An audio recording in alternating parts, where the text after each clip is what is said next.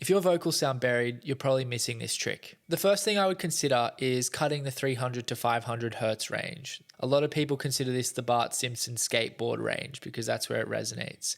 Basically, this is the part of the vocal that's going to tie in and get muddy between the other instruments. What's going to happen here is when you start to remove this, the vocal's going to stand out with more presence on top of the rest of the instrumentation. The next obvious tip is compression, but I don't mean this in a sense of compressors. I actually just mean dynamic range limiting. This can actually mean clipping each individual word and turning it up or down into your compressor so that you limit the amount of dynamic range in the vocal performance. This is actually a really good tip because it means you reduce less of the loudness of the higher parts and start boosting the smaller parts. And yes, it is different to upwards compression.